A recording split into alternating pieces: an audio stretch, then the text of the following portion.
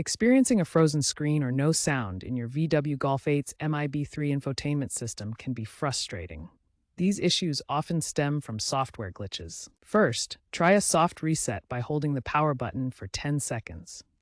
If that doesn't work, navigate to the car's settings menu and attempt a factory reset.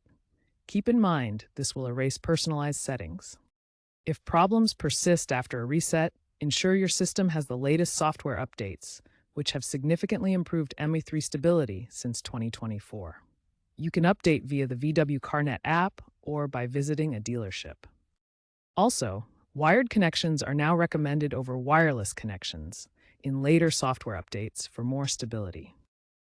If basic troubleshooting doesn't resolve the issue, the problem might be more complex, potentially involving outdated firmware or hardware faults.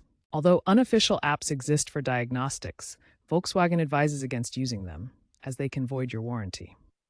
If you are under warranty, consider a dealership visit to see if your infotainment components are covered, as some regions offer extended warranties up to 10 years.